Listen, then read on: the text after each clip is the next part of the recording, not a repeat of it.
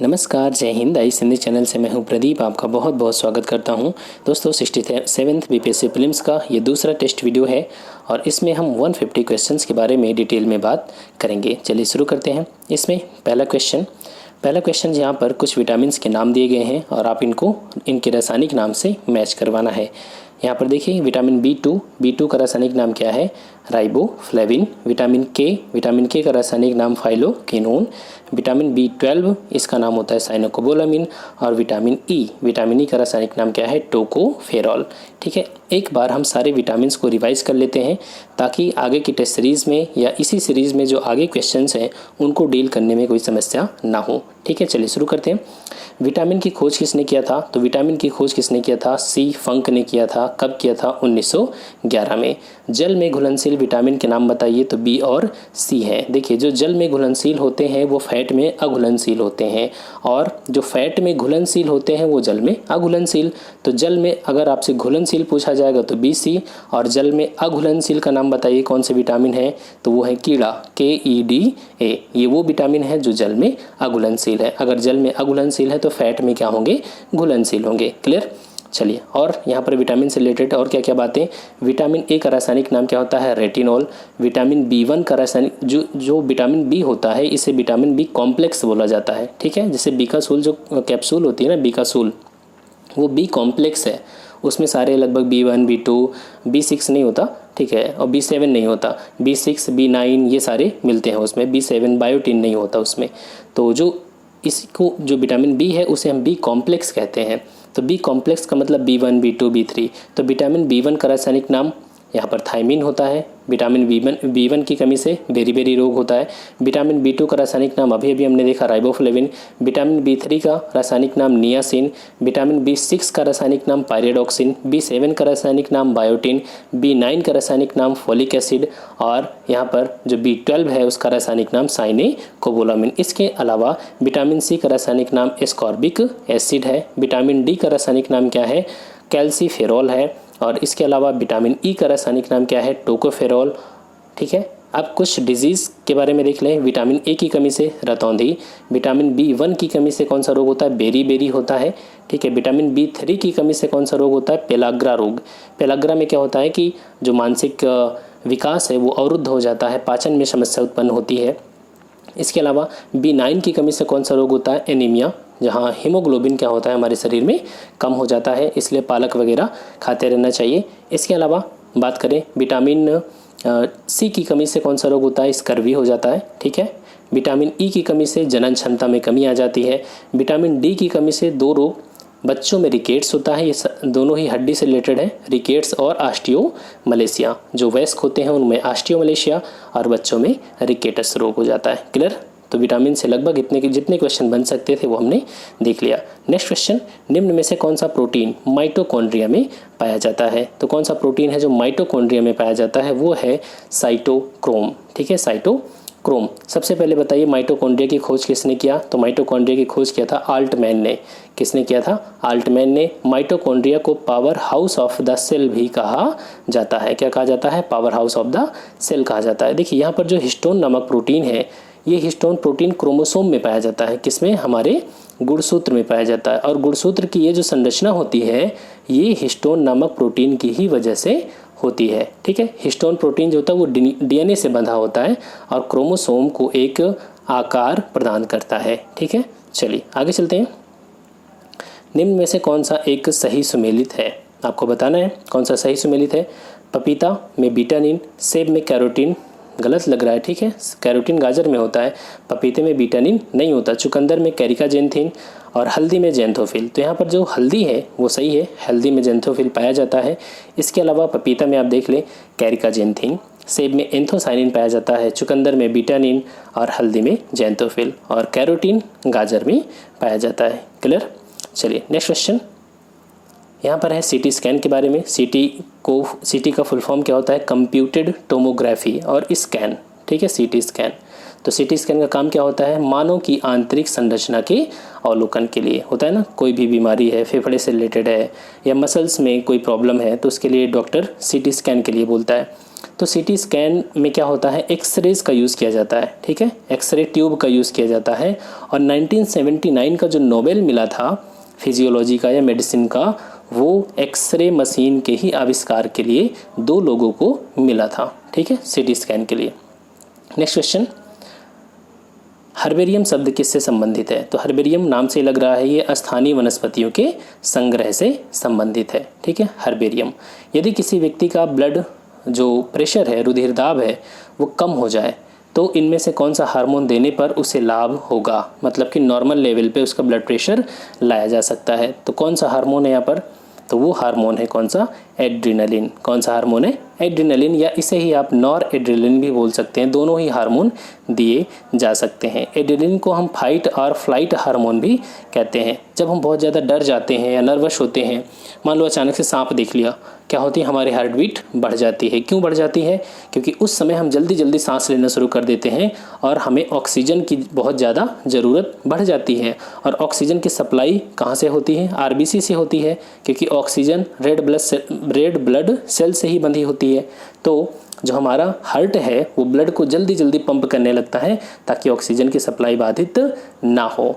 और ऐसे ही होता है, जब कोई अचानक से डर गया और उसे ऑक्सीजन पर्याप्त नहीं मिल पाई तो क्या होती है, उसकी डेथ हो जाती है, ठीक है। तो अगर किसी का ब्लड प्रेशर बहुत कम है तो अगर उसे एड्रिनलिन का इंजेक्शन दिया जाए, हार्मोन दिया जाए, तो उसके प्रेशर को नॉर्मल लाया जा सकता है।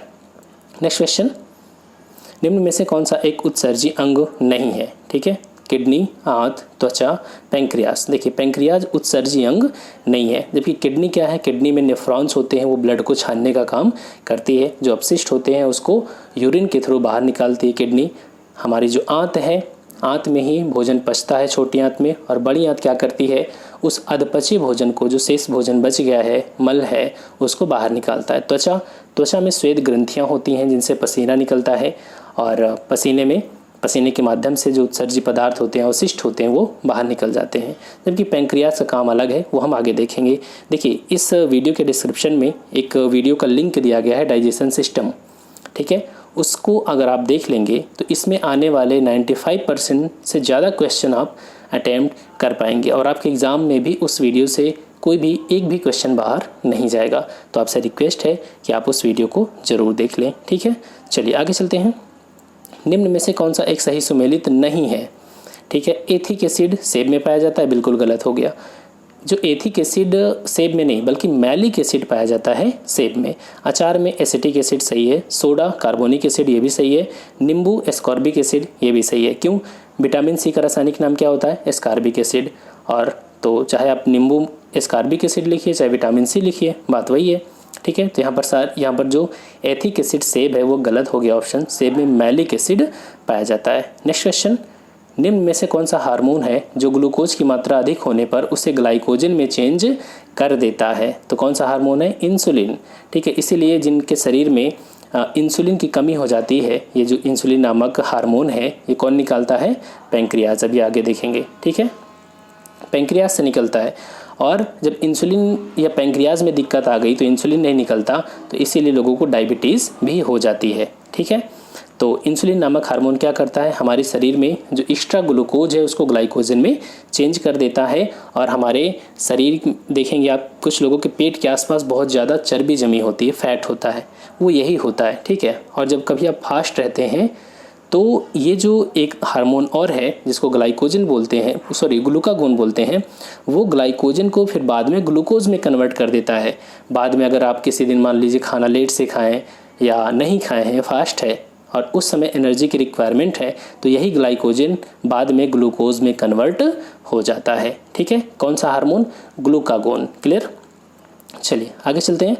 देखिए यहाँ पर कुछ और चीज़ें बता दूं। लेप्टिन नामक हार्मोन यहाँ पर एक लिखा है, इसे ओबेसिटी हार्मोन या फैट हार्मोन भी कहा जाता है। ये बॉडी वेट को रेगुलेट करता है। कार्टिजोल जो है ये स्ट्रेस हार्मोन है। स्ट्रेस, जब हम बहुत ज़्यादा स्ट्रेस लेते हैं ना तो ये हार्मोन रिलीज होता है, ठीक है। ये शुगर लेवल को बढ़ाने का काम करता है कार्टिजोल। क्लियर? चलिए आगे चलते हैं। नेक्स्ट क्वेश्चन, निम्न में से कौन सा जीवाणु पानी के उबालने के बाद भी जीवित और सक्रिय रहता है? प्रोटोजोआ, कवक, लाइकेन ये तो खत्म हो जाते हैं, लेकिन यहाँ पर एक जो माइक्रोब है स्पोर्स, ये ख़त्म नहीं होता उबालने के बाद भी। नेक्स्ट क्वेश्चन, मानव मस्तिष्क के किस भाग में के क्षतिग्रस्त होने से मसल्स कोऑर्डिनेशन में बाधा उत्पन्न होती है, मांसपेशी समन्वय में? देखिए, हमारा मस्तिष्क ही क्या है, सब कुछ है। इसी से हम, अगर हमारा हाथ काम कर रहा है, आप चीज़ों को समझ रहे हैं, तो इसके पीछे कौन जिम्मेदार है? मस्तिष्क। ठीक है, आप पेन से लिख पा रहे हैं तो इसके पीछे मस्तिष्क जिम्मेदार है। आप सही से चल पाते हैं बैलेंस बना करके, तो इसके पीछे भी कौन जिम्मेदार है? मस्तिष्क जिम्मेदार है। आपके अंदर प्रेम का भाव, घृणा का भाव, किसी भी प्रकार का भाव आता है तो उसके पीछे कौन जिम्मेदार है? मस्तिष्क। ठीक है, चलिए देख लेते हैं। मस्तिष्क के मुख्यतः 3 पार्ट होते हैं। इन 3 के भी कई हिस्से होते हैं, तो ज़रा सा इनके बारे में हम डिटेल देख लेते हैं। जैसे सेरिब्रम जो हिस्सा है मस्तिष्क का, वो क्या काम करता है? वो हमारे सोचने समझने की शक्ति, स्मरण करने की शक्ति, घृणा, प्रेम, इनके लिए जिम्मेदार है। डाइंसेफ्लॉन की बात करें तो ये ताप, दर्द, सोना, ठीक है, रोना, इन सभी क्रियाओं के लिए जिम्मेदार है। सेरिबेलम जो है, ये सेरिबेलम मांसपेशी समन्वय, मसल्स कोऑर्डिनेशन, शरीर का जो पोस्चर है, शरीर का संतुलन है, इसके लिए जिम्मेदार होता है।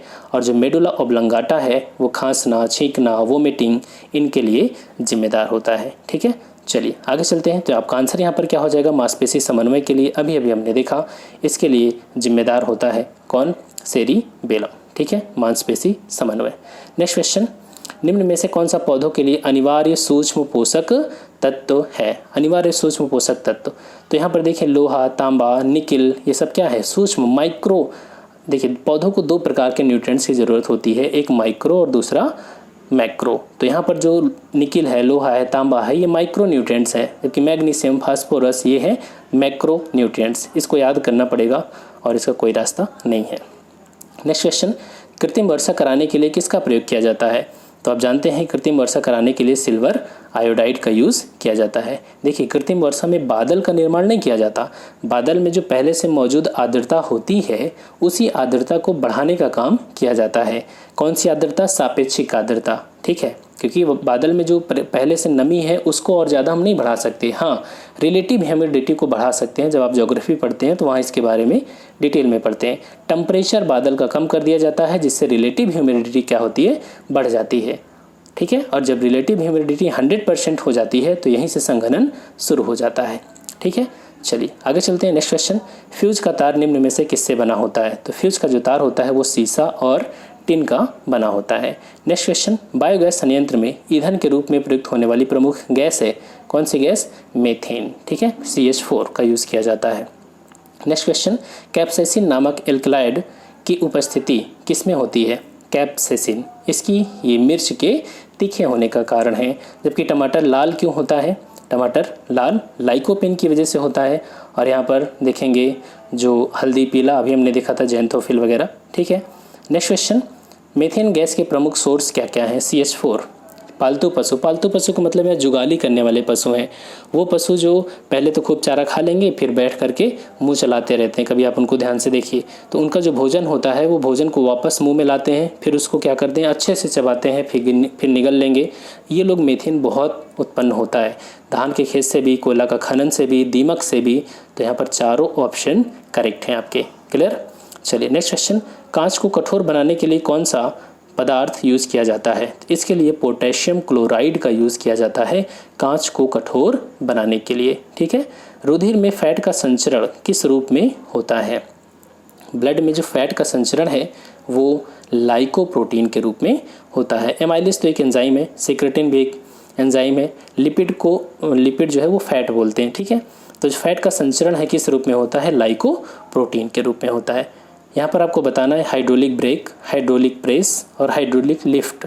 ये जो 3 ऑप्शन हैं, ये पूछा गया कि निम्न में से कौन सा, उपरोक्त में से कौन सा न्यूटन के गति के सिद्धांत पर आधारित है? आपको पता है न्यूटन की गति के 3 नियम। पहला जो है वो जड़त्व का नियम कि कोई वस्तु अगर स्थिर है तो स्थिर रहेगी, गतिमान है तो गतिमान ही रहेगी जब तक कि उस पर कोई बाह्य बल ना लगाया जाए। दूसरा क्या कहता है? बल बराबर द्रव्यमान गुणे त्वरण। और थर्ड नियम क्या है? क्रिया प्रतिक्रिया नियम। तो इसमें जो तीनों ऑप्शन आपको यहाँ पर दिए गए हैं उनमें से कोई भी तो इन न्यूटन के तीनों सिद्धांतों में काम नहीं कर रहा। तो यहाँ पर कोई भी नहीं ऑप्शन सही है, क्योंकि ये जो हाइड्रोलिक लिफ्ट है, हाइड्रोलिक प्रेस है, ये सब पास्कल के नियम पर काम करते हैं। क्लियर? चलिए आगे चलते हैं। निम्न में से कौन सा एक सही सुमेलित है? पॉलीमर यहाँ दिया गया है और यहाँ पर उसका यूज़ दिया गया है। चलिए मैच करा लेते हैं। देखिए टेरेलिन जो है वस्त्र उद्योग में काम आता है, बिल्कुल सही है।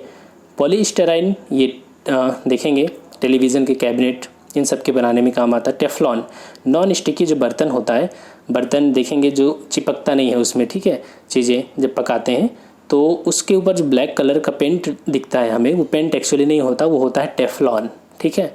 और यहाँ पर जो प्रोपाइलिन होता है ये केबल उद्योग, गलत है, केबल नहीं बल्कि इसका यूज़ होता है ट्यूब वगैरह बनाने में। नेक्स्ट क्वेश्चन, स्टोरेज बैटरी बनाने में निम्न में से किसका इस्तेमाल किया जाता है? स्टोरेज बैटरी, तो इसमें इस्तेमाल किया जाता है किसका? शीशे का, ठीक है। नेक्स्ट क्वेश्चन, मनुष्य में होने वाले बैक्टीरिया रोगों का सही समूह है, ठीक है। बैक्टीरिया से होने वाले रोग आपको बताने, तो एक बार मैं आपको रिवाइज पूरा करवा देता हूँ, जैसे बैक्टीरिया से, वायरस से, प्रोटोजोआ से, ठीक है। चलिए सबसे पहले देखेंगे बैक्टीरिया से होने वाले रोग। सबसे पहला नाम आता है टीबी का, टीबी के बाद कॉलरा, ठीक है, जिसको हम हैजा भी बोलते हैं, कॉलरा। डिफ्थीरिया, इसके अलावा लेप्रोसी, लेप्रोसी का मतलब जिसको कुष्ठ रोग या कोढ़ बोलते हैं। इसके बाद टाइफाइड, फिर टिटनेस, और फिर निमोनिया, फिर मेनिंजाइटिस, ठीक है। मेनिंजाइटिस मस्तिष्क से संबंधित रोग है, निमोनिया फेफड़े से संबंधित रोग है। ये सभी बैक्टीरिया से होने वाले हैं।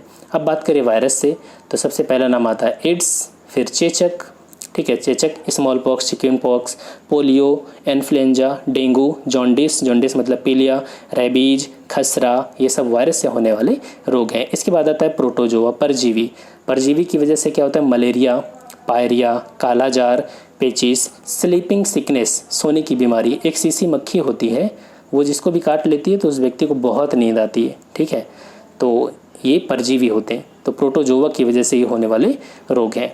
चलिए अब यहाँ पर पूछा गया कि बैक्टीरिया से होने वाले रोगों का समूह बताइए, तो बैक्टीरिया की वजह से कौन सा होगा? टीबी, जिसको तपेदिक बोलते हैं, मेनिंजाइटिस और निमोनिया। क्लियर? चलिए आगे चलते हैं।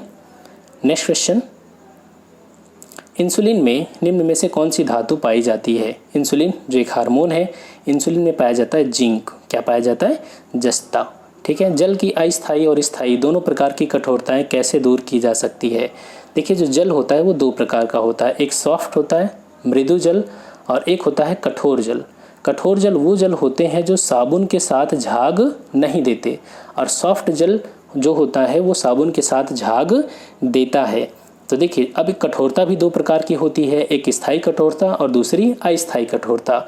जो अस्थायी कठोरता होती है उसको तो आप उबाल के दूर कर सकते हैं, लेकिन ये अस्थायी कठोरता होती क्यों है? इसमें कैल्शियम और मैग्नीशियम के बाइकार्बोनेट की वजह से होती है। ध्यान से समझिएगा, कैल्शियम और मैग्नीशियम के बाइकार्बोनेट की वजह से अस्थायी कठोरता होती है, और कैल्शियम और मैग्नीशियम के ही जब यहाँ पर क्लोराइड और सल्फेट आ जाते हैं तो इसकी वजह से क्या होता है? स्थायी कठोरता आ जाती है। तो अगर इन दोनों प्रकार की कठोरता को दूर करना हो तो हम कौन सा मेथड अपनाएंगे?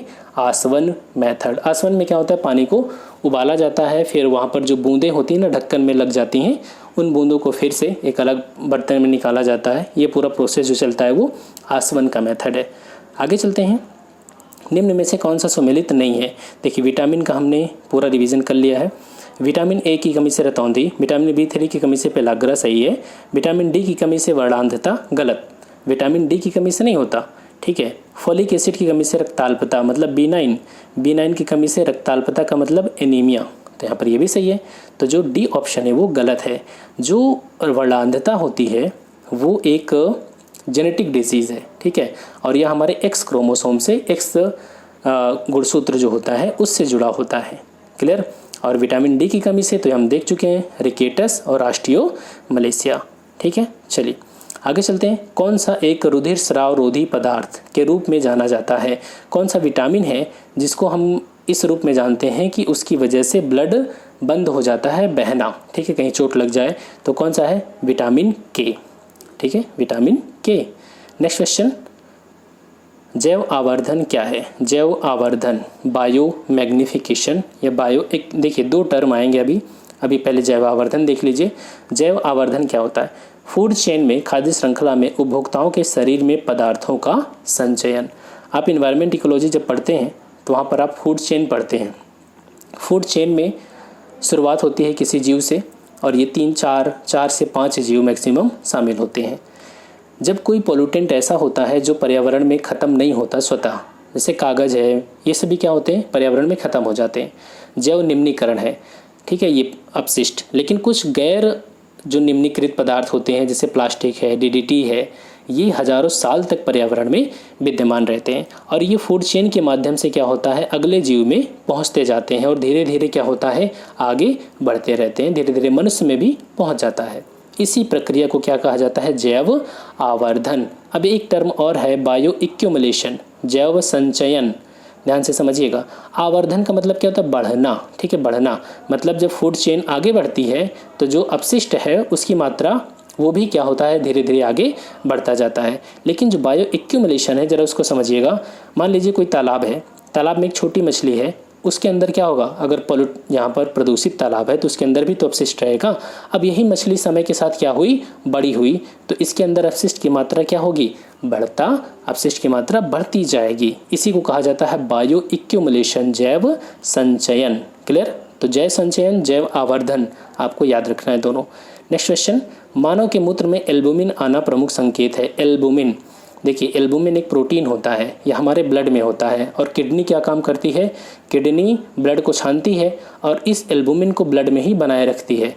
लेकिन जब कभी किडनी में समस्या उत्पन्न हो जाती है तो ये ब्लड को ठीक से छान नहीं पाती और यही एल्बुमिन हमारे मूत्र में आने लगता है, यूरिन में आने लगता है, ठीक है। तो जब अगर मूत्र में एल्बुमिन नामक प्रोटीन दिख जाए जांच करवाने में, तो मतलब है कि हमारी किडनी को कोई ना कोई समस्या आ रही है, ठीक है। इसीलिए डॉक्टर क्या करेगा, आपको ACR टेस्ट बोलेगा, ACR, ठीक है, albumin to creatinine ratio test. वो देखेगा कि कहीं इसमें एल्बुमिन या क्रिएटिनिन की जो एक नॉर्मल रेंज है उससे ज़्यादा तो नहीं आ रहा, ठीक है। क्लियर। चलिए आगे चलते हैं।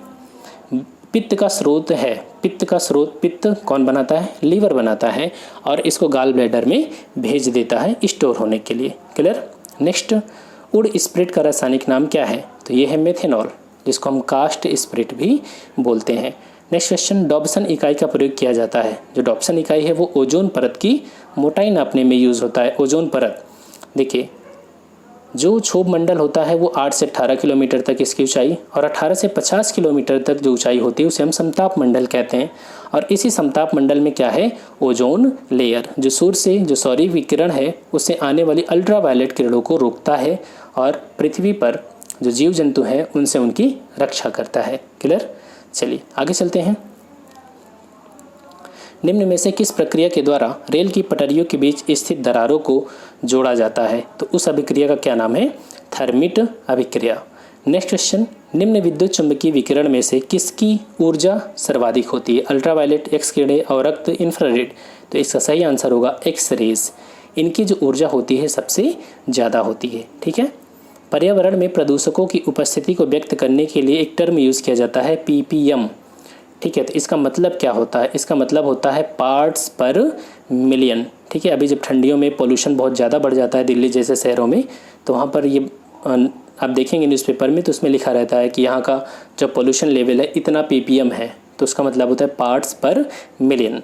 नेक्स्ट क्वेश्चन, प्रकाश संश्लेषण की क्रिया में प्रकाश ऊर्जा का रूपांतरण होता है। प्रकाश संश्लेषण की क्रिया कौन करता है, पौधे करते हैं। इसके लिए वो रॉ मटेरियल के रूप में क्या लेते हैं, पानी है, सूर्य का प्रकाश है और क्लोरोफिल, और इसके माध्यम से वो क्या बनाते हैं, C6H12O6 ग्लूकोज बनाते हैं, ठीक है। तो इसका मतलब क्या हुआ कि जो प्रकाश ऊर्जा थी वो किस में कन्वर्ट हो गई, रासायनिक ऊर्जा में कन्वर्ट हो गई, ठीक है। तो इसका आंसर क्या हो जाएगा, बी। नेक्स्ट क्वेश्चन, नाभिकीय रिएक्टर में भारी जल का कार्य क्या होता है, तो भारी जल क्या करता है, न्यूट्रॉन की गति को कम करने के लिए इस्तेमाल किया जाता है, ठीक है। देखिए जो नाभिकीय रिएक्टर होता है उसमें 3 चीज़ें बहुत ज़रूरी समझना। एक मंदक, मंदक के बाद होता है एक शीतलक और तीसरा है नियंत्रक, ठीक है, नियंत्रक। मंदक नाम से ही लग रहा है मंद करना, तो जो न्यूट्रॉन की गति को मंद करने के लिए यूज़ किया जाता है उसे मंदक बोलते हैं। और इसके लिए 2 चीज़ें, एक ड्यूटेरियम ऑक्साइड जिसे भारी जल बोलते हैं और दूसरा ग्रेफाइट, ठीक है, ग्रेफाइट। तो यहाँ पर ये मंदक के रूप में इस्तेमाल किए जाते हैं। ध्यान रखना, जब भारी जल का प्रयोग मंदक के रूप में किया जाता है तो उस रिएक्टर को स्विमिंग पूल रिएक्टर बोला जाता है, और जब ग्रेफाइट का यूज़ किया जाता है तो उसे हम एटॉमिक पाइल बोलते हैं। क्या बोलते हैं, एटॉमिक पाइल।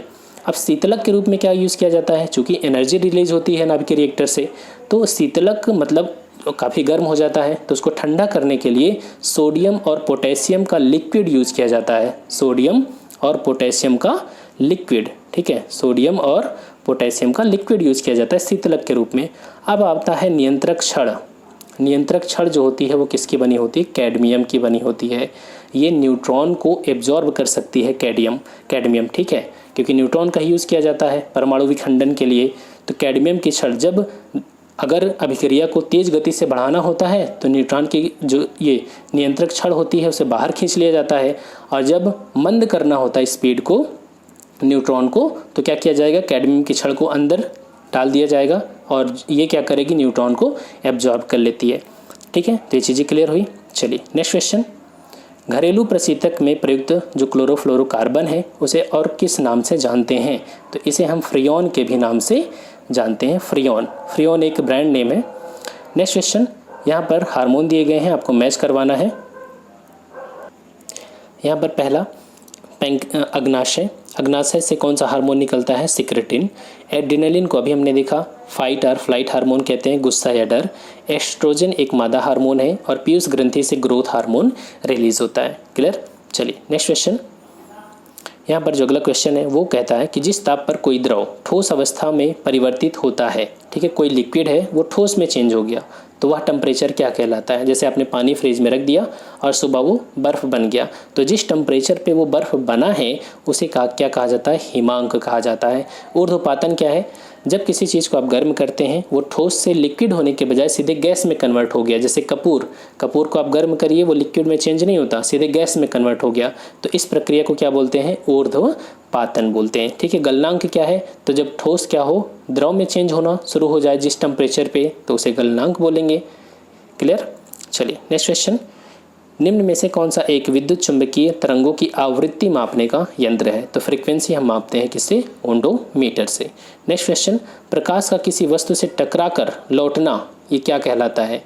कोई सतह है, प्रकाश की किरणें पड़ी, यहाँ से वापस लौटी, तो इसे क्या कहेंगे? इसे कहेंगे परावर्तन। क्या कहते हैं? परावर्तन। स्वाभाविक सी बात है, रिफ्लेक्शन। अब देखिए इससे सारी जुड़ी जो यहाँ पर चीज़ें हैं उसको हम देख लेते हैं। जैसे अपवर्तन। अपवर्तन क्या होता है? प्रकाश की जो किरण है जब एक माध्यम से दूसरे माध्यम में जाती है तो वो अपने पथ से विचलित हो जाती है, इसी घटना को अपवर्तन कहते हैं, ठीक है। इसका एग्जाम्पल क्या क्या है? जैसे रात में तारे हमें टिमटिमाते दिखाई देते हैं। सिक्का, जैसे कि बाल्टी है, बाल्टी में पानी भरिए, नीचे सिक्का डाल दीजिए तो ये हमें ऊपर उठा हुआ दिखाई देगा।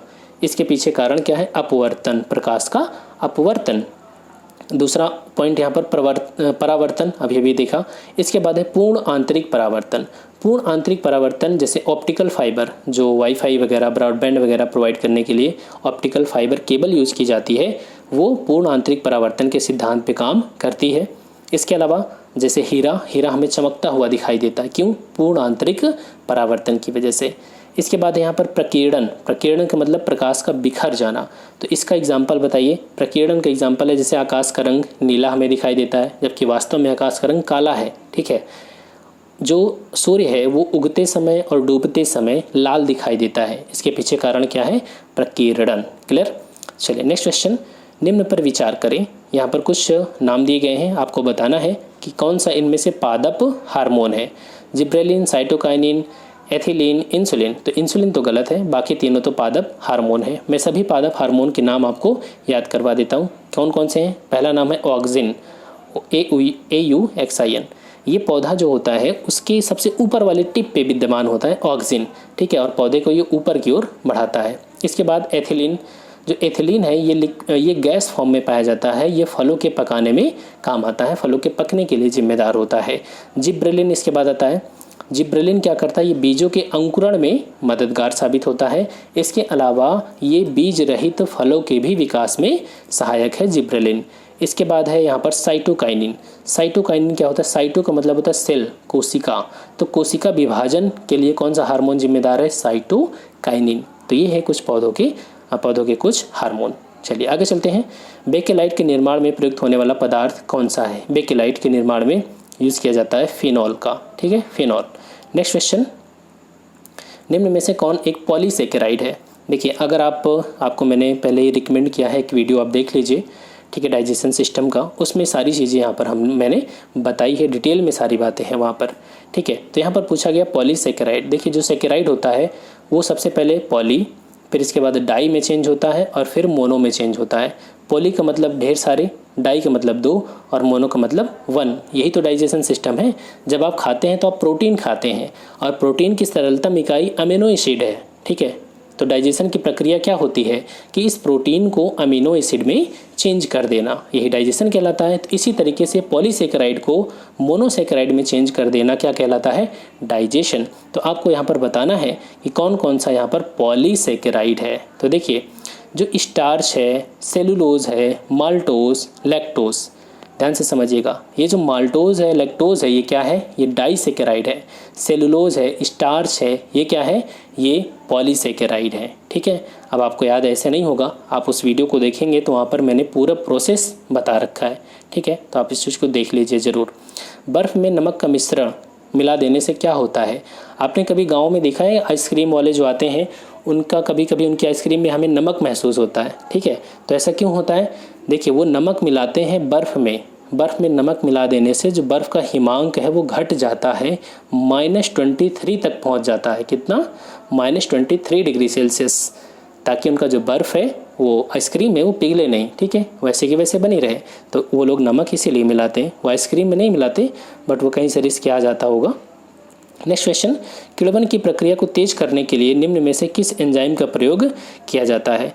किण्वन की प्रक्रिया को तेज करने के लिए हम कौन सा एंजाइम यूज़ करते हैं, जाइमेज। कौन सा, जाइमेज। नेक्स्ट क्वेश्चन, कोशिका भित्ति मुख्यतः निम्न में से किसकी बनी होती है। तो जो कोशिका भित्ति होती है वो किसकी बनी होती है, सेलुलोज की। ठीक है, काइटिन, लिपिड, प्रोटीन ये तो हो नहीं सकता, सेलुलोज की बनी होगी। नेक्स्ट क्वेश्चन, डायनासोर थे, डायनासोर, तो ये तो पता होगा कि ये सरीसृप थे और ये किस एरा में थे, तो ये थे मेसोजोइक युग में। ठीक है, मेसोजोइक। WBC का मुख्य कार्य क्या है। देखिए WBC बहुत इंपॉर्टेंट है, यही तो हमारी रोग प्रतिरोधक क्षमता को बढ़ाती है। जो कोरोना वायरस है ये हमारी WBC पे सीधे अटैक करता है। ठीक है, तो ताकि हमारा शरीर जो है वो रिएक्ट ना कर पाए किसी एंटीजन के प्रति, तो यह WBC जो है वो हमारी इम्यूनिटी को स्ट्रॉन्ग करने के लिए आवश्यक होती है। नेक्स्ट क्वेश्चन, हार्मोन एंजाइम से अलग हैं क्यों। देखिए एक होता है हार्मोन और एक होता है एंजाइम। एंजाइम क्या करते हैं, हमारे शरीर के भीतर जो रासायनिक अभिक्रिया होती है उसको बढ़ा देते हैं, उसकी स्पीड बढ़ा देते हैं।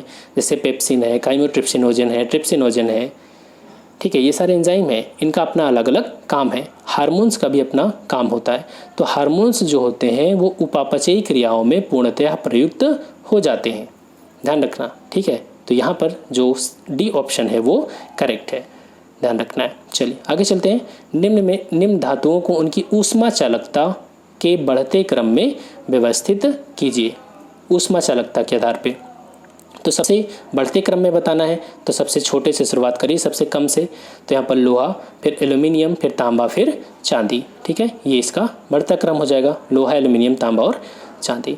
नेक्स्ट क्वेश्चन, निम्न में से कहाँ काम करने वाले व्यक्तियों को ब्लैक लंग रोग हो जाता है। ब्लैक लंग का मतलब उनका जो फेफड़ा है वो कैसा हो गया, काला पड़ गया। तो कोयला की खदान में काम करने वाले लोग होते हैं, क्योंकि वहाँ पर कोयले के छोटे छोटे एकदम महीन टुकड़े क्या होते हैं, जो वातावरण होता है उसमें फैले रहते हैं और सांस लेते समय उनके फेफड़ों में पहुँच जाता है। क्लियर। नेक्स्ट क्वेश्चन है, एस्पिरिन का रासायनिक नाम क्या है। एस्पिरिन का जो रासायनिक नाम है वो एसिटिल सैलिसिलेट एसिड होता है। ठीक है, एसिटिल सैलिसिलेट एसिड। अब ये फैक्ट है, इसको तो याद रखना ही होगा।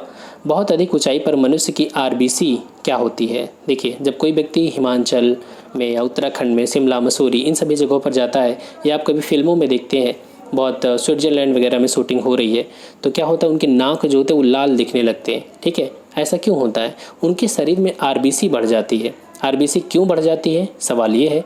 तो RBC इसलिए बढ़ जाती है कि जब आप ऊंचाई पे जाते हैं तो वहाँ पर ऑक्सीजन का लेवल क्या होता है, कम हो जाता है। क्या आपका शरीर भी कहेगा चलो ठीक है कोई बात नहीं, ऑक्सीजन कम है तो कम में काम चला लेंगे, ऐसा नहीं होता। हमारा शरीर वो एक निश्चित ऑक्सीजन का लेवल उसे चाहिए ही चाहिए। तो RBC की संख्या हमारी शरीर क्या करती है, बढ़ा देती है, ताकि जो ऑक्सीजन का लेवल है एक नॉर्मल लेवल वो मेंटेन रहे।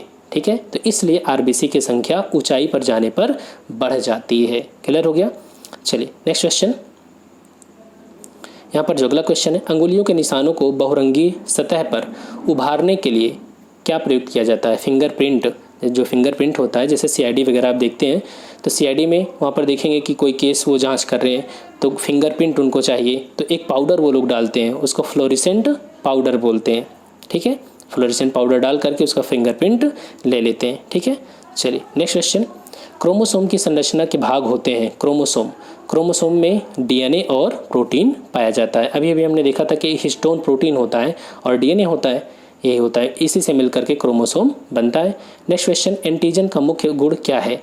एंटीजन ऐसा जन जो एंटी है, ध्यान रखना, कोई भी चीज़ जो हमारे शरीर का हिस्सा नहीं है वो बाहर से हमारे शरीर में प्रवेश करेगा तो वो हमारे शरीर के लिए एंटीजन है।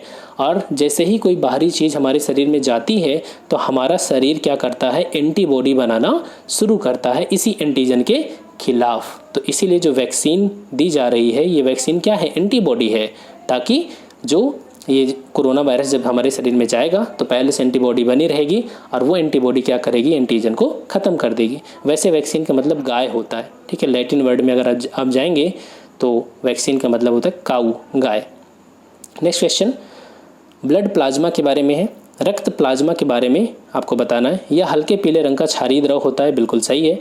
यह आयतन के हिसाब से संपूर्ण ब्लड का 55% होता है, तो ये भी सही है। ठीक है, तो देखिए जो ब्लड होता है उसके दो पार्ट होते हैं, एक सेल होता है जिसमें RBC, WBC और प्लेटलेट्स होती है, और एक होता है प्लाज्मा। तो 45% तो सेल होता है और 55% क्या होता है? प्लाज्मा होती है। ठीक है, चलिए नेक्स्ट क्वेश्चन, ल्यूकीमिया में क्या होता है? ल्यूकीमिया जो है, देखिए ल्यूकी, ये जो ल्यूको बना है, ल्यूको का मतलब होता है वाइट, और वाइट से आप क्या निकालेंगे? वाइट ब्लड सेल, मतलब सफ़ेद रक्त कणिकाएं। तो जो ब्लड कैंसर होता है उसमें WBC की संख्या क्या होती है? बढ़ती जाती है, बहुत तेज़ी से बढ़ती है, इसी को कहा जाता है ब्लड कैंसर। नेक्स्ट क्वेश्चन, निम्न में से कौन सही नहीं है? चलिए देख लेते हैं। मूत्र का रंग यूरोक्रोम के कारण पीला होता है, सही है। लीवर एल्कोहल के निराविशन के लिए उत्तरदायी है, सही है। मूत्र एक क्षारीय द्रव है, गलत। मूत्र का जो pH मान होता है वो 6 होता है, और 6 का मतलब हो गया 7 से कम है ना, तो 7 से कम जो होता है वो अम्लीय, 7 से ज़्यादा है तो क्षारीय। तो यहाँ पर जो मूत्र होता है वो अम्लीय होता है। और यहाँ पर लास्ट ऑप्शन क्या है? मानव गुर्दे में जो पथरी होती है, किडनी में जो स्टोन हो जाता है वो कैल्शियम ऑक्जेलेट की बनी होती है, बिल्कुल सही। तो जिसको भी स्टोन होता है ना, उसको टमाटर वगैरह नहीं खाना चाहिए, क्योंकि उसमें जो टमाटर होता है उसमें ऑक्जेलेट पहले से होता है, और कोई टमाटर खाता जाता है तो उसका स्टोन और बढ़ता जाता है। ठीक है, नेक्स्ट क्वेश्चन, मस्तिष्क का कौन सा भाग ऐच्छिक क्रियाओं और स्मरण क्षमता आदि को नियंत्रित करता है? तो हम बहुत पहले ही देख चुके हैं, सेरिब्रम। सेरिब्रम किसके लिए जिम्मेदार है? मेमोरी, याद रखना, चीज़ों को याद रखना, ऐच्छिक क्रियाओं, इनके लिए। नेक्स्ट क्वेश्चन, निम्न में से कौन एक सदिश राशि नहीं है? देखिए राशियाँ दो प्रकार की होती हैं, सदिश और अदिश। सदिश का मतलब जिनमें दिशा है, सा माने साथ और दिश माने दिशा, जिनमें दिशा और परिमाण दोनों है उसे कहा जाता है सदिश राशियाँ। जिनमें दिशा भी है और परिमाण भी है, जैसे बल, जैसे आप दरवाज़ा खोलते हैं तो आप किसी डायरेक्शन में बल लगाते हैं ना, आपका जब हाथ आप लगाते हैं आगे की ओर तो एक दिशा में लगाते हैं, और बल में कुछ क्या होता है? परिमाण होता है, 1 न्यूटन, 2 न्यूटन, कितने न्यूटन का बल लगा। वहीं एक बच्चा दरवाज़ा खोले तो बच्चे के हाथ में उतनी ताकत है नहीं, दरवाज़ा नहीं खुलता, लेकिन वो भी तो धक्का किसी दिशा में लगाता है ना। ठीक है, बस बच्चे के अंदर ताकत नहीं। तो बल जो है वो एक सदिश राशि है, क्योंकि इसमें दिशा भी है और परिमाण भी है। लेकिन वही मैं आपसे टाइम कहूँ, समय, तो समय में आप क्या कहेंगे? 2 बजे। क्या आप इसमें ये ऐसे बोलेंगे कि 2 बजे उत्तर, 2 बजे ईस्ट, 2 बजे वेस्ट, 2 बजे साउथ? नहीं, आप जब समय की बात करते हैं तो वहाँ पर आपको डायरेक्शन बताने की ज़रूरत नहीं है, बस केवल परिमाण बता करके काम हो जाता है। तो जो राशियाँ केवल परिमाण जिनमें होता है उन्हें हम अदिश राशि कहते हैं, मतलब उनमें दिशा नहीं है, केवल परिमाण से ही काम चल जाता है। तो ऑप्शन देख लेते हैं, कौन सी सदिश राशि नहीं है? विस्थापन सदिश राशि है, संवेग, रेखीय संवेग, कोणीय संवेग, यहाँ पर गुरुत्वीय विभव, ये एक अदिश राशि है। ठीक है, बाकी तीनों ऑप्शन यहाँ पर सदिश राशि के एग्जाम्पल है। नेक्स्ट क्वेश्चन, पैंक्रियाज को पाचन रस के लिए उत्तेजित करने वाला हार्मोन कौन है? वो है सिक्रेटिन। मैं आपसे बार बार रिक्वेस्ट कर रहा हूँ कि आप उस वीडियो को देख लीजिएगा, ये वीडियो देखने के बाद, क्योंकि वहाँ से ये सारी चीज़ें वहाँ पर डिस्कस की गई हैं। ठीक है, नेक्स्ट क्वेश्चन, निम्न में से किस एक की अधिकता के कारण रुधिर आसानी से थक्का बन जाता है? किसकी वजह से? तो ये होता है फाइब्रिनोजेन। जैसे आपको कहीं चोट लग गई तो आप देखेंगे थोड़ी देर बाद ब्लड जब बहना बंद हो जाता है तो उसके ऊपर एक बहुत ही पतली लेयर बन जाती है, जाली नुमा होती है वो, उससे कहा जाता है फाइब्रिनोजेन। ठीक है, ध्यान रखना। चलिए नेक्स्ट क्वेश्चन, निम्न में से किस एक का प्रयोग पीड़ाहारी के रूप में होता है? दर्द निवारक, पीड़ाहारी, पीड़ा को हरने वाला, तो ब्रोमीन का यूज़ किया जाता है। नेक्स्ट क्वेश्चन, RT-PCR टेस्ट किसके लिए किया जाता है? RT-PCR काफ़ी सुना होगा आपने पिछले 2 सालों में।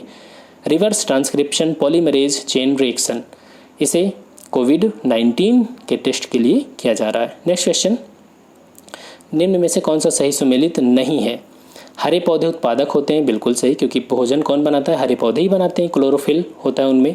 हिरण प्राथमिक उपभोक्ता है, बिल्कुल सही है, क्योंकि जो हिरण वगैरह है ये शाकाहारी होता है और हरे पौधे का सेवन करता है। ध्यान रखना, जो भी प्योर शाकाहारी है वो प्राथमिक उपभोक्ता होता है। ठीक है, इंसान नहीं आएगा, इंसान ने तो अपनी प्रवृत्ति, मूल प्रवृत्ति को ही चेंज कर दिया उसने तो। बाज, हालांकि इंसान प्राथमिक उपभोक्ता में भी आ सकता है जो प्योर वेज हैं, और जो दोनों खाते हैं नॉन वेज वेज, तो वो आगे चले जाएंगे। बाज द्वितीयक उपभोक्ता, बिल्कुल नहीं, बाज जो होता है वो सर्वोच्च स्तर पे पहुंच जाता है। ठीक है, सूक्ष्म जीव जो होते हैं वो अपघटक होते हैं, बिल्कुल सही। तो यहाँ पर जो सी ऑप्शन है वो क्या है? गलत है। ठीक है, चलिए आगे चलते हैं। ये जो बाज, गिद्ध, शेर होते हैं इन्हें तृतीयक उपभोक्ता कहा जाता है। पौधों की जड़ें की जो किस प्रक्रिया के तहत भूमि से जल का अवशोषण करती हैं, इस प्रक्रिया को बोला जाता है परासरण। क्या बोला जाता है? परासरण। मनुष्य के पसीने में कौन सा तत्व का उत्सर्जन होता है? इसमें होता है मैग्नीशियम। क्या होता है? मैग्नीशियम। नेक्स्ट क्वेश्चन, रक्तस्राव को रोकने के लिए किस एल्यूमिनियम लवण का उपयोग किया जाता है? बहुत ही आसान है, जैसे देखेंगे ना सैलून में अगर कहीं पर ब्लेड लग जाए तो क्या यूज़ करते हैं वो लोग? फिटकरी यूज़ करते हैं, उसी को तो यहाँ पर दिया गया, पोटास एलम। ठीक है, चलिए नेक्स्ट क्वेश्चन, रूम टेम्परेचर पर, कक्ष ताप पर सभी अधातुएं ठोस अथवा गैस रूप में होती हैं, लेकिन एक अधातु द्रव अवस्था में होती है, उसका नाम क्या है? तो वो है ब्रोमीन। ठीक है, ये जो ब्रोमीन होती है वो रूम टेम्परेचर पे लिक्विड फॉर्म में होती है। नेक्स्ट क्वेश्चन, पारितंत्र के घटक में कौन सा एक जैविक घटक है? जैविक घटक का मतलब जिसमें जीव होता है, जान होती है, प्राण होता है, तो कौन? तापमान, प्रोटीन, फास्फोरस, बिल्कुल गलत, ये तीनों ऑप्शन गलत हैं। बैक्टीरिया। जब आप इकोलॉजी एनवायरनमेंट पढ़ते हैं तो वहाँ पर 2 चीज़ें, एक जैविक घटक और एक अजैविक कंपोनेंट, बायोटिक और एबायोटिक कंपोनेंट। तो जो बायोटिक कंपोनेंट है उसमें जीव जंतु, पेड़ पौधे, बैक्टीरिया, ये सब आते हैं, और एबायोटिक मतलब अजैविक घटक में मिट्टी, मृदा, जल, वायु, तापमान, ये सारी चीज़ें आती हैं। नेक्स्ट क्वेश्चन, निम्न में से कौन सा एक बहुलक है जो बुलेट प्रूफ जैकेट बनाने में काम आता है? रेयॉन, गन मेटल, डिक्रोन, नहीं, ये है केवलर। ठीक है, केवलर। नेक्स्ट क्वेश्चन, निम्न एंजाइमों में से कौन सा एक स्टार्च को जल अपघटन के द्वारा ग्लूकोज में चेंज करता है? देखिए, जब आप रोटी खाते हैं, रोटी में क्या होता है? स्टार्च। तो आपने बायोलॉजी में पढ़ा होगा कि स्टार्च का जो पाचन है वो बक्कल कैविटी अर्थात माउथ से ही शुरू हो जाता है। ठीक है, तो यहाँ पर, और जो हमारी लार होती है ना, लार में एक एंजाइम होता है, उसका नाम है एमाइलेज, या इसे ही हम टाइलिन बोलते हैं। टाइलिन, यहाँ पर पी जो है वो साइलेंट है। ठीक है, ये टाइलिन नामक एंजाइम जो है वो स्टार्च को पचाने का काम करता है। ठीक है, 30% जो स्टार्च होता है वो बक्कल कैविटी में ही डाइजेस्ट हो जाता है जब तक आप रोटी को चबाते हैं। ठीक है, इसीलिए रोटी को अच्छे से चबा करके, पूरे खाने को ही अच्छे से चबा करके खाना चाहिए। ठीक है, चलिए आगे चलते हैं। नेक्स्ट क्वेश्चन, एक लिफ्ट में किसी व्यक्ति का प्रत्यक्ष भार वास्तविक भार से कम महसूस हो रहा है, ऐसा क्यों? लिफ्ट जब नीचे आती है तो आपने महसूस किया कि आपका भार कम हो रहा है, लिफ्ट जब ऊपर जा रही है तब लगता है कि हमारा भार बहुत बढ़ गया है। लेकिन ऐसा तब होगा अगर लिफ्ट समान गति से ऊपर और नीचे आए जाए तो आपके भार में कोई चेंज महसूस नहीं होगा।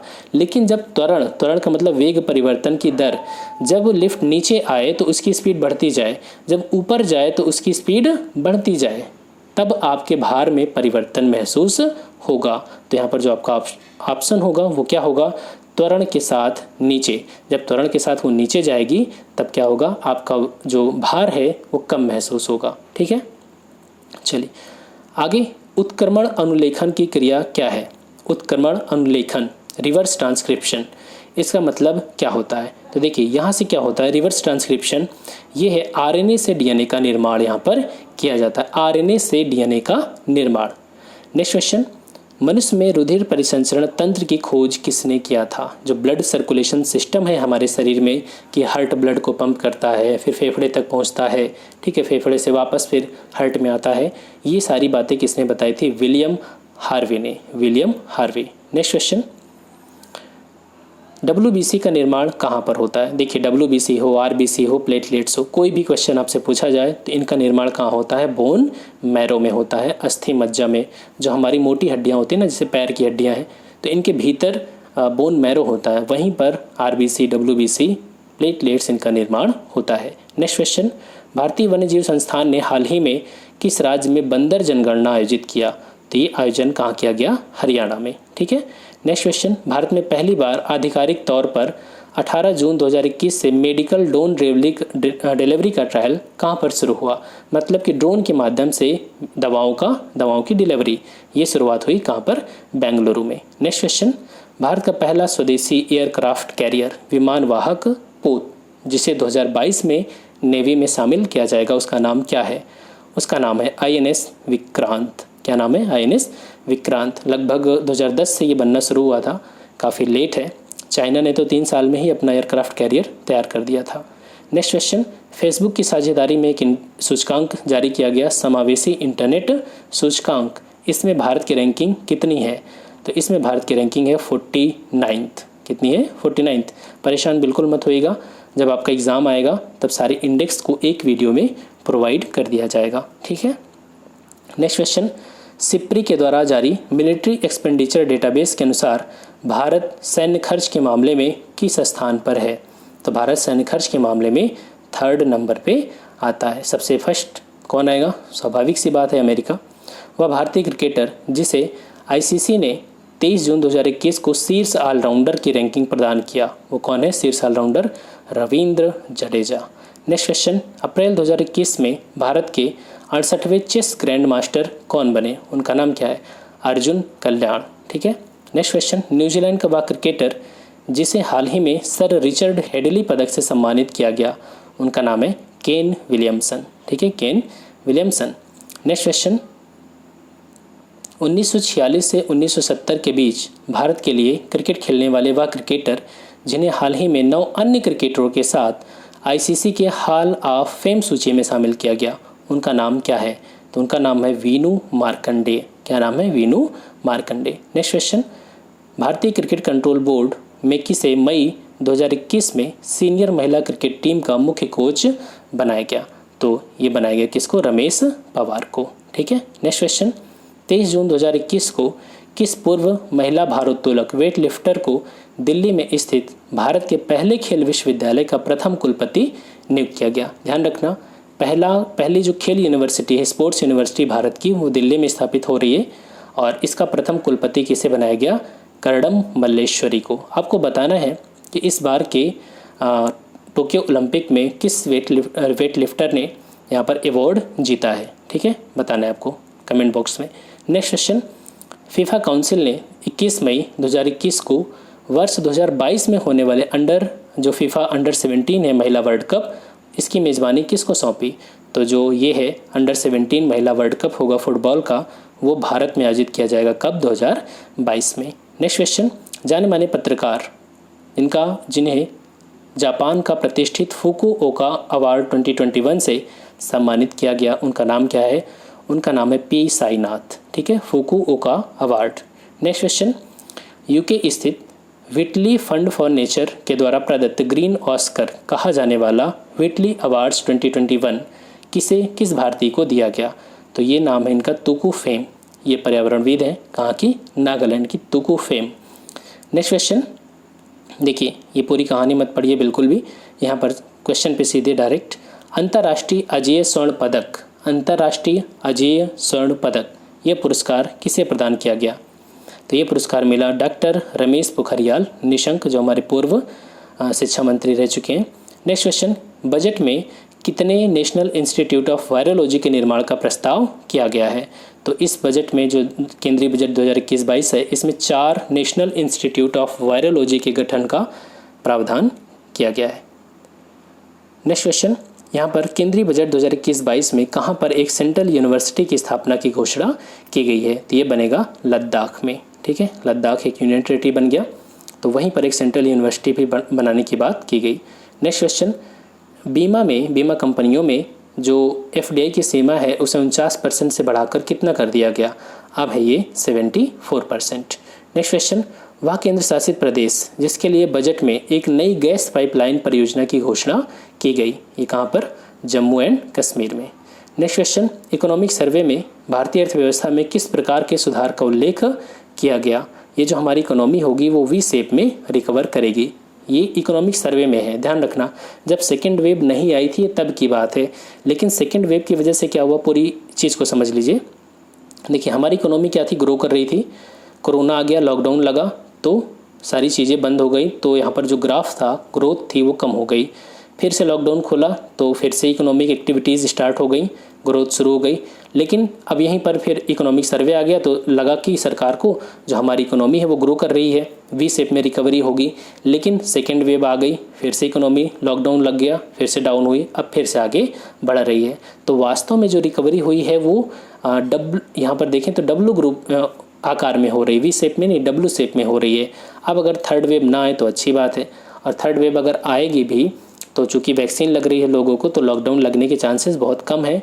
तो जो रिकवरी हमारी वास्तव में हुई है वो W शेप में हुई है। चूँकि इकोनॉमिक सर्वे की बात हो रही है तो वहाँ पर इसमें केवल इतने पार्ट की बात की गई है और ये V शेप में रिकवरी है। क्लियर? चलिए नेक्स्ट क्वेश्चन, मार्च 2021 में कौन सा राज्य मनरेगा के मामले में सर्वाधिक रोजगार देने वाला राज्य बन गया? वो कौन सा राज्य? छत्तीसगढ़। छत्तीसगढ़ की राजधानी कहाँ पर है आपको बताना है कमेंट सेक्शन में, बहुत ही आसान, रायपुर। ठीक है, मैं बता देता हूँ। नेक्स्ट क्वेश्चन, वह भारतीय ई-कॉमर्स कंपनी जिसने अप्रैल 2021 में यात्रा बुकिंग कंपनी क्लियरटिप का अधिग्रहण कर लिया, किसने? फ्लिपकार्ट। ठीक है, फ्लिपकार्ट ने क्लियरटिप का अधिग्रहण कर लिया। नेक्स्ट क्वेश्चन, फोर्ब्स के द्वारा जारी बैंकों की सूची में भारत में कौन सा बैंक है जो दुनिया का सर्वश्रेष्ठ बैंक घोषित किया गया? ध्यान रखना, वो भारत का बैंक नहीं है, भारत में स्थित है जरूर वो, उसका नाम है DBS, development bank of Singapore. ठीक है, ये दुनिया का सर्वश्रेष्ठ बैंक, लगातार दूसरी बार दुनिया का सर्वश्रेष्ठ बैंक घोषित किया गया। नेक्स्ट क्वेश्चन, कौन सा देश है जो सऊदी अरब को पीछे छोड़कर भारत का दूसरा सबसे बड़ा तेल आपूर्तिकर्ता देश बन गया? अमेरिका। देखिए, सऊदी अरब को पीछे छोड़ के अमेरिका अब हमको तेल का निर्यात करता है दूसरे नंबर पे। ठीक है, नेक्स्ट क्वेश्चन, अंकटाड के अनुसार यहाँ पर किस देश को विकसित देश की श्रेणी में शामिल कर दिया गया विकासशील देश से निकाल करके? तो ये जो दक्षिण कोरिया है इसको विकासशील देश से विकसित देश की श्रेणी में रख दिया गया। ठीक है, नेक्स्ट क्वेश्चन, फरवरी 2021 में किस यूरोपीय देश ने एक ऊर्जा द्वीप के निर्माण की बात किया? तो ये है डेनमार्क। डेनमार्क क्या करेगा? एक ऊर्जा द्वीप का निर्माण करेगा, इसकी अनुमति उसने दे दिया। नेक्स्ट क्वेश्चन, कोवैक्स प्रोग्राम के तहत क्या होगा? जो दुनिया के गरीब देश हैं इनको वैक्सीन मिलेगी। तो कोवैक्स योजना के तहत निःशुल्क कोविड टीका पाने वाला दुनिया का पहला देश कौन है? वो है घाना। घाना कहाँ पर है? अफ्रीका में। घाना की राजधानी कहाँ पर है? अक्रा। क्या नाम है? अक्रा। ठीक है, नेक्स्ट क्वेश्चन, वह इस्लामिक देश जिसने अपनी सेना में महिलाओं के भी प्रवेश की अनुमति दे दिया, वो कौन सा देश है? इराक। ठीक है, अब इराक में सेना में महिलाएं भी जा सकती हैं। रुधिर का pH मान कितना होता है? तो जो रुधिर का pH मान होता है वो होता है 7.4। हल्का ये होता है क्षारीय। ठीक है, क्योंकि 7 से ज़्यादा जो होता है वो क्षारीय होता है, तो 7.4 तो बहुत ही हल्का क्षारीय होता है, स्लाइटली एल्कलाइन। नेक्स्ट, निम्न में से कौन सही सुमेलित नहीं है? देखिए मिला लेते हैं। यहाँ पर है साइकोलॉजी, नहीं साइकोलॉजी नहीं, ये फाइकोलॉजी है। ठीक है, फाइकोलॉजी मिस प्रिंट है। फाइकोलॉजी में शैवाल का अध्ययन करते हैं, सही है। पोमोलॉजी फलों का अध्ययन, ये भी सही है। सेरिकल्चर में रेशम कीट, ये भी सही है। आर्निथोलॉजी पक्षियों का अध्ययन, ये भी सही है। तो यहाँ पर जो चारों ऑप्शन है वो करेक्ट है। नेक्स्ट क्वेश्चन, जैविक सिस्टम में रासायनिक प्रक्रिया को तेज करने के लिए उत्तरदायी कारक कौन सा है? अभी हमने देखा था कि केमिकल रिएक्शन को कौन बढ़ा देता है? वो होता है एंजाइम। ठीक है, एंजाइम केमिकल रिएक्शन को बढ़ाने का काम करते हैं। नेक्स्ट क्वेश्चन, अच्छा यहीं पर एक छूट गया क्या, ये 20 हर्ट्ज से नीचे की ध्वनि तरंगों को निम्न में से किस प्रकार की तरंग कहा जाता है। ध्यान से समझिएगा, ये है 20 हर्ट्ज की तरंग और यहाँ पर है 20,000। तो जो 20 ये 20K का मतलब 1000 होता है, ठीक है। अब यहाँ पर समझना, ये श्रव्य तरंगे हैं। इन अगर ध्वनि की जो आवृत्ति है, फ्रीक्वेंसी है, वो 20 से 20,000 हर्ट्ज के बीच में है तभी हम उसको सुन पाते हैं। 20 हर्ट्ज से कम है तो अवश्रव्य और 20,000 हर्ट्ज से ज़्यादा है आवृत्ति तो पराश्रव्य ध्वनि तरंग बोलते हैं, ठीक है। तो यहाँ पर क्वेश्चन है कि 20 हर्ट्ज से नीचे वाली ध्वनि तरंग है तो उसे क्या बोलते हैं, अश्रव्य। अश्रव्य मतलब जिसे सुना नहीं जा सकता, मनुष्य नहीं सुन सकता उसे, ठीक है। नेक्स्ट क्वेश्चन, डॉब्सन इकाई का प्रयोग किया जाता है। डॉब्सन तो हम जानते हैं कि ये ओजोन परत की मोटाई नापने में इस्तेमाल होती है। नेक्स्ट क्वेश्चन, दूध एक उदाहरण है किसका। दूध एक पायस या इमल्सन का एग्जाम्पल है। नेक्स्ट क्वेश्चन, जीवाश्मों का अध्ययन किया जाता है। जीवाश्मों का अध्ययन पैलियो बायोलॉजी में किया जाता है। इकोलॉजी में तो पर्यावरण का, जनांकिकी में जनसंख्या का और जेनेटिक्स में जीन वगैरह, ठीक है, बीमारियाँ, जेनेटिक डिजीज़, इन सब का अध्ययन करते हैं। नेक्स्ट क्वेश्चन, निम्न में से कौन सा पादप हार्मोन नहीं है। रिपीटेड क्वेश्चन है। इंसुलिन, इंसुलिन पादप हार्मोन नहीं है। नेक्स्ट क्वेश्चन, जैव उर्वरक के रूप में किसका इस्तेमाल किया जाता है। बायो फर्टिलाइजर, तो बायो फर्टिलाइजर में ब्लू ग्रीन एल्गी है, एजोला है, इनका इस्तेमाल किया जाता है, ठीक है, जैव उर्वरक बायो फर्टिलाइजर। नेक्स्ट क्वेश्चन, पौधों में कोशिका विभाजन के लिए कौन सा हार्मोन जिम्मेदार है। देखिए पहले हम बात कर चुके हैं साइटोकाइनिन। साइटो का मतलब होता है सेल, ठीक है, साइटो मतलब सेल, तो कोशिका विभाजन के लिए साइटोकाइनिन जिम्मेदार है। कौन सा हार्मोन गैस अवस्था में होता है ये भी हम देख चुके हैं, एथिलीन। और फल के पकने के लिए कौन जिम्मेदार होता है, एथिलीन ही है। कोशिका के अंतर्गत किसकी अनुपस्थिति में प्रोटीन संश्लेषण का कार्य संपादित नहीं होगा। पहले आप बताइए कि प्रोटीन की फैक्ट्री किसे बोला जाता है, राइबोसोम को। तो राइबोसोम ही अगर नहीं होगा तभी तो प्रोटीन संश्लेषण नहीं होगा, ठीक है। लाइसोसोम को क्या बोला जाता है, इसे सुसाइडल बैग, आत्महत्या की थैली बोला जाता है। तो यहाँ पर आपका आंसर क्या हो जाएगा, ऑप्शन ए, ठीक है। यहाँ पर डी दिया गया है, ये गलत है, ठीक है। चलिए नेक्स्ट क्वेश्चन, कंप्यूटर में प्रयुक्त आईसी चिप बनी होती है। आईसी चिप बनी होती है सिलिकॉन की, integrated circuit chip. Next question, ठोस कपूर से कपूर वाष्प। देखिए कपूर को आप गर्म करिए तो पहले ठोस है, फिर वो वाष्प में चेंज हो जाता है सीधे गैस में। इस प्रक्रिया को क्या कहा जाता है, ऊर्ध्वपातन, ठीक है। नेक्स्ट क्वेश्चन, निम्न में से कौन सुमेलित नहीं है, देख लेते हैं। जो शुष्क बर्फ होती है वो ठोस कार्बन डाइऑक्साइड है, सही है। हंसाने वाली गैस नाइट्रिक ऑक्साइड है, गलत हो गया। हंसाने वाली जो गैस होती है वो नाइट्रस ऑक्साइड होती है, वो नाइट्रिक ऑक्साइड नहीं होती। बाकी बोरिक अम्ल औषधि उपयोग और खाद्य परीक्षण के रूप में दोनों यूज़ होता है, बिल्कुल परिरक्षण है वो, ठीक है। और अमोनिया जल में आसानी से घुलनशील है, ये भी सही है। तो यहाँ पर जो बी ऑप्शन है वो गलत है। नाइट्रस ऑक्साइड जो होती है इसे हंसाने वाली लाफिंग गैस के नाम से भी जानते हैं, N2O इसका फार्मूला होता है। जबकि यहाँ पर जो नाइट्रिक ऑक्साइड है उसका फार्मूला होता है NO, ठीक है। चलिए आगे, निम्न में से कौन सी बीमारी वायरस के कारण नहीं होती। वायरस के कारण कौन सी बीमारी नहीं होती, तो यहाँ पर टाइफाइड, टाइफाइड बैक्टीरिया से होता है, ठीक है। साल्मोनेला टाइफी नामक एक बैक्टीरिया है। नेक्स्ट क्वेश्चन, एक माइक्रोग्राम किसके बराबर होता है, तो एक माइक्रोग्राम होता है 10⁻⁶। बाकी पैमाने यहाँ पर आप देख सकते हैं, जैसे नैनोग्राम है तो 10⁻⁹ होता है, micro 10⁻⁶। Next question, Bhopal gas त्रासदी। ये क्वेश्चन तो बहुत पूछा जाता है कि कौन सी गैस का रिसाव हुआ था। इसे कहते हैं मिथाइल आइसोसाइनेट, MIC। क्या नाम है उसका, MIC। कई बार MIC ही ऑप्शन में दे दिया था, ठीक। और 2 से 3 दिसंबर 1984 की रात्र की ये घटना हुई थी। वहाँ पर यूनियन कार्बाइड कारखाना था और वहीं पर ये गैस का रिसाव हुआ था और काफ़ी लोगों को इसने प्रभावित किया था। नेक्स्ट क्वेश्चन, प्रकाश ऊर्जा का रासायनिक ऊर्जा में रूपांतरण। देखिए जब प्रकाश संश्लेषण की प्रक्रिया अभी हमने पीछे क्वेश्चन देखा था, उसी क्वेश्चन को अलग तरीके से यहाँ पर प्रस्तुत किया गया है, ठीक है। तो प्रकाश ऊर्जा का रासायनिक ऊर्जा में रूपांतरण कौन सी प्रक्रिया के तहत होता है, प्रकाश संश्लेषण, ठीक है। चलिए नेक्स्ट क्वेश्चन, थायरोक्सिन क्या है। थायरोक्सिन एक हार्मोन है, थायरोक्सिन। चलिए नेक्स्ट क्वेश्चन, निम्न में से कौन सा एक अर्धचालक है, तो अर्धचालक अभी भी हमने देखा सिलिकॉन चिप वगैरह इसी की बनी होती है। नेक्स्ट क्वेश्चन, वर्षा की बूंदें गोलाकार क्यों होती हैं, तो वर्षा की बूंदें होती हैं गोलाकार पृष्ठ तनाव के कारण। ठीक है, जो पृष्ठ तनाव होता है वो क्या करता है, कोई भी लिक्विड है तो उसका जो सरफेस होता है उसको वो न्यूनतम क्षेत्रफल मतलब उसके एरिया को कम करने का प्रयास करता है, और इसी प्रक्रिया में जो जल की बूंदें होती हैं वो क्या हो जाती हैं, गोल हो जाती हैं।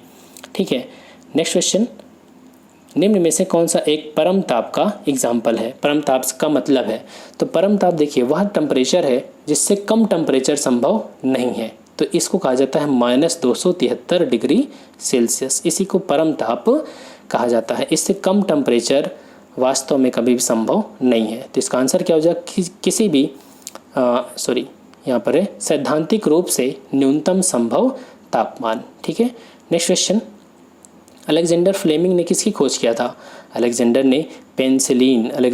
फ्लेमिंग ने पेनिसिलिन की भी खोज किया था और इसके लिए उनको नोबेल पुरस्कार भी मिला था। पेनिसिलिन क्या है, एक एंटीबायोटिक है। ठीक है, नेक्स्ट क्वेश्चन, किसी तत्व के परमाणु में 2 प्रोटॉन हैं और 2 न्यूट्रॉन हैं और 2 इलेक्ट्रॉन हैं, तो उसकी द्रव्यमान संख्या कितनी होगी, या परमाणु भार या द्रव्यमान संख्या वही है।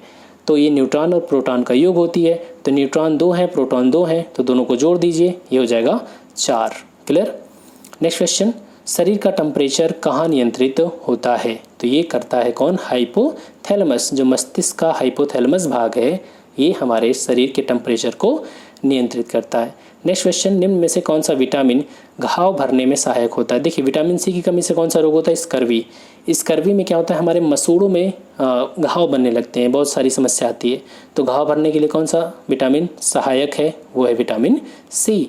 नेक्स्ट क्वेश्चन, मधुमक्खी कॉलोनी के सदस्य एक दूसरे को किस प्रकार पहचानते हैं। किस प्रकार पहचानते हैं, वो नर्तन से, डांस के द्वारा। ठीक है, नेक्स्ट क्वेश्चन, हृदय का प्रत्यारोपण सबसे पहली बार किसने किया था, तो हार्ट ट्रांसप्लांट जो है वो क्रिश्चियन बर्नार्ड ने पहली बार किया था। नेक्स्ट क्वेश्चन, इंद्रधनुष में सीमांत रंग होते हैं। सीमांत का मतलब सीमा, बॉर्डर वाले, तो ये जानते हैं आप ना, VIBGYOR, violet, indigo, blue, green, yellow, orange and red. तो जो सीमांत रंग क्या हो गए, वायलेट और रेड, मतलब बैगनी और लाल। ठीक है, नेक्स्ट क्वेश्चन, कोई लकड़ी का टुकड़ा है जल के पृष्ठ पर तैर रहा है, तो इस समय गुटके का आभासी भार क्या होगा, तो जो गुटके का आभासी भार होगा वो 0 होगा। ठीक है, नेक्स्ट क्वेश्चन, एक भू स्थिर उपग्रह का काल कितना होता है। जियो स्टेशनरी सैटेलाइट का काल कितना होता है, वो 24 घंटे। कैसे, देखिए जो जैसे पृथ्वी है, पृथ्वी अपने अक्ष पर कितने घंटे में घूमती है, 24 घंटे में। तो जो उपग्रह होता है, जो पृथ्वी की कक्षा में ही वो चक्कर लगाता रहता है, और कोई भी व्यक्ति अगर उसको पृथ्वी से देखेगा तो लगेगा कि वो एक ही स्थान पर है। क्यों, क्योंकि जितनी स्पीड से पृथ्वी चक्कर लगा रही है उसी स्पीड से क्या हो रहा है, ये भी पृथ्वी के साथ साथ चल रहा है। ठीक है, जैसे ऐसे समझ लीजिए 2 बस चल रही है सेम स्पीड से, अगर आप बाहर की चीज़ ना देखें तो आपका दोस्त यहाँ मान लीजिए बैठा है, आप यहाँ बैठे हैं, तो लगेगा कि दोनों बस क्या है, स्थिर है। ठीक है, तो वैसे ये भी है। तो जियो स्टेशनरी सैटेलाइट जो होता है उसका काल कितना होता है, 24 घंटे। नेक्स्ट क्वेश्चन, जल में वायु का बुलबुला किसकी भांति व्यवहार करता है, तो जो जल में वायु का बुलबुला है वो अवतल लेंस की भांति व्यवहार करता है। नेक्स्ट क्वेश्चन, मानव शरीर की सबसे बड़ी ग्रंथि क्या है, तो मानव शरीर की सबसे बड़ी ग्रंथि होती है लीवर, और दूसरी सबसे बड़ी ग्रंथि कौन सी होती है, ये अभी आगे देख लेंगे, वो होती है पैंक्रियास। ठीक है, नेक्स्ट क्वेश्चन, मानव मस्तिष्क का सबसे बड़ा भाग कौन सा होता है। देखिए मानव मस्तिष्क का सबसे बड़ा भाग कौन सा होता है, तो वो होता है सेरिब्रम। ठीक है, चलिए नेक्स्ट क्वेश्चन, डिजिटल हस्ताक्षर करने के लिए निम्न में से किसका प्रयोग किया जाता है। जब आप आय जाति निवास प्रमाण पत्र वगैरह बनवाते हैं तो उसमें देखिएगा नीचे लिखा होता है डिजिटल रूप से हस्ताक्षरित, उसमें पेन की सिग्नेचर आप नहीं देखेंगे, तो आखिर लेकिन फिर भी उसमें सिग्नेचर होता है, उसमें प्राइवेट की का प्रयोग करके डिजिटल रूप से अब हस्ताक्षर किया जाता है। ठीक है, चलिए नेक्स्ट क्वेश्चन, निम्न में से कौन सा तत्व वनस्पति तेल को घी में चेंज कर देता है, वो है हाइड्रोजन, और इस प्रक्रिया को क्या कहा जाता है, हाइड्रोजनीकरण कहा जाता है, हाइड्रोजनीकरण। नेक्स्ट क्वेश्चन, पुष्पित पौधों का कौन सा हिस्सा इसके प्रजनन के लिए जिम्मेदार है, तो जब पौधे में फूल लगते हैं तभी तो प्रजनन की क्रिया पौधों में होती है। ठीक है, तो इसके लिए कौन जिम्मेदार है, फूल। नेक्स्ट क्वेश्चन, निम्न में से कौन सा मानव अंग एंजाइम के साथ हार्मोन भी स्रावित करता है, तो कौन सा अंग है वो, पैंक्रियास। पैंक्रियाज जो है वो हार्मोन को भी रिलीज़ करता है और साथ में एंजाइम को भी वो रिलीज़ करता है। आप अगर जो मैं वीडियो की बात कर रहा हूँ आप उसे देखेंगे तो वहाँ पर सारी चीज़ें डिटेल में बताई गई हैं। ठीक है, चलिए, ये जो पैंक्रियाज होता है ये दूसरी सबसे बड़ी ग्रंथि है और यह एक मिश्रित ग्लैंड है। ठीक है, मिक्स्ड ग्लैंड है। नेक्स्ट क्वेश्चन, पौधों में निम्न में से उसकी वृद्धि के लिए कौन सा तत्व आवश्यक नहीं है? कौन सा तत्व आवश्यक नहीं है पौधों की ग्रोथ के लिए? सोडियम, बाकी प्रकाश भी चाहिए और सब चीज़ चाहिए। ब्लीचिंग पाउडर का फॉर्मूला क्या होता है? ब्लीचिंग पाउडर का फॉर्मूला होता है CaOCl2। नेक्स्ट क्वेश्चन, कोशिका में केंद्रक किसके द्वारा कोशिका द्रव्य से अलग होता है? जैसे मान लीजिए कोशिका है, बीच में केंद्रक होता है, बाकी जगह यहाँ पर कोशिका द्रव्य है, तो ये कैसे अलग हुआ है? यहाँ पर होती है केंद्रक झिल्ली, केंद्रक झिल्ली से ही ये अलग होता है। ठीक है, नेक्स्ट क्वेश्चन, हमारे मुख में लार ग्रंथि होती है।